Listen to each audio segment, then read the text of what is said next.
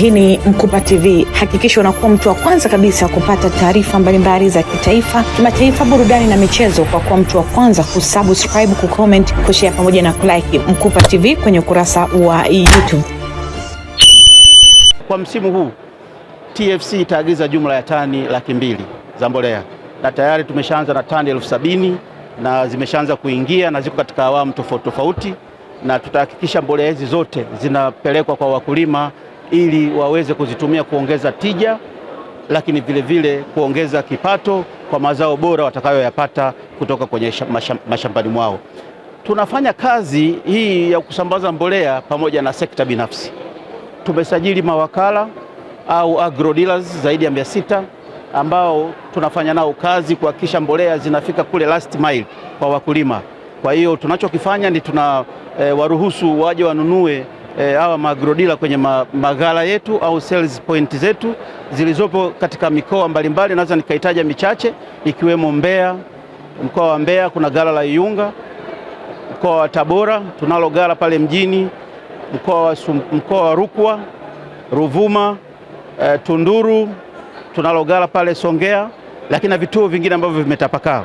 Kwa hiyo kuna sehemu ya mawakala ambao ni takriban mawakala 600, lakini pia tunafanya kazi na vyama vya ushirika AMCOS pamoja na Union.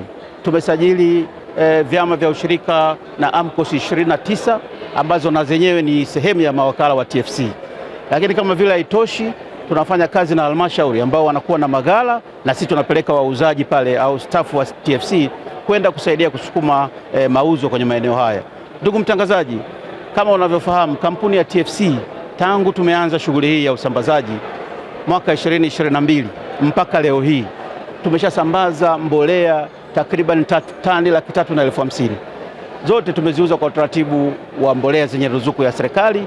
Hii ni kwenye mazao mbalimbali ikiwemo mazao ya mpunga, mazao ya mahindi, lakini pia na mazao ya horticulture.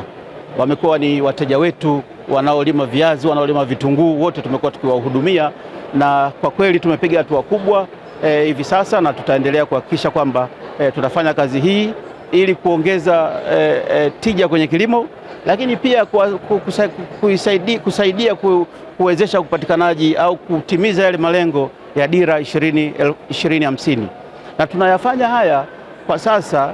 Kampuni ya mbolea Tanzania tumeweza katika shughuli zetu kuagiza kiwanda cha kuchanganya mbolea au mtambo wa kuchanganya mbolea ambayo itachanganya mbolea kutokana na afya ya udongo lakini na mmea husika, na kiwanda kipo katika hatua za mwisho za kufungwa pale Dar es Salaam. Mtambo umeshawasili huko Dar es Salaam na unaenda kukamilika kufungwa ili uweze kuanza kazi ya kuzalisha mbolea zilizochanganywa zinazoendana na afya ya udongo, na mtambo huu utakuwa na uwezo wa kuzalisha tani 300,000 kwa mwaka.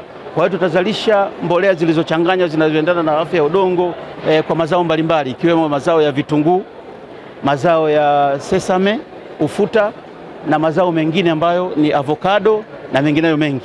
Kwa hiyo tutakuwa na uwezo huo sasa wa kuchanganya mbolea inayoendana na afya ya udongo, lakini itatusaidia pia kupunguza kwa kiasi fulani uagizaji wa mbolea hapa nchini, na tunaendana na pia na kuangalia namna tutakavyoweza kama TFC kuchangia uwezeshwaji au kutimia kwa lengo lile la dira 2050.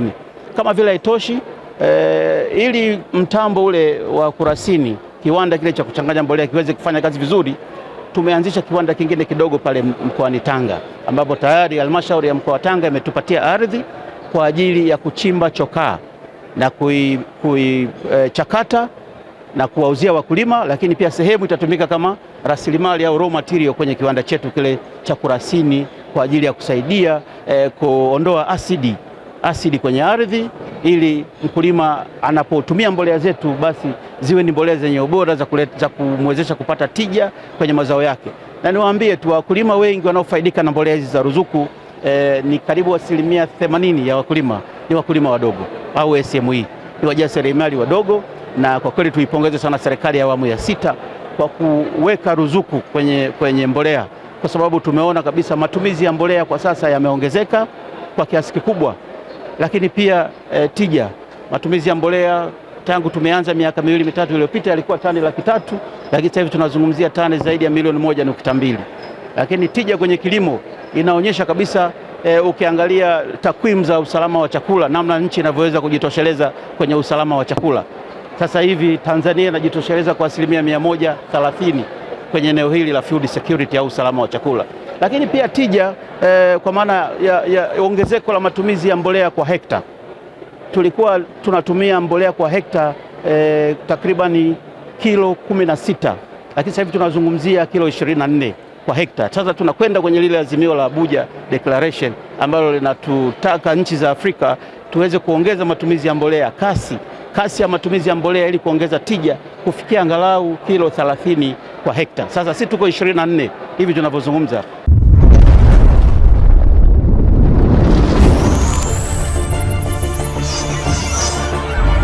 Hii ni Mkupa TV. Hakikisha unakuwa mtu wa kwanza kabisa kupata taarifa mbalimbali za kitaifa, kimataifa, burudani na michezo kwa kuwa mtu wa kwanza kusubscribe, kucomment, kushare pamoja na kulike Mkupa TV kwenye ukurasa wa YouTube.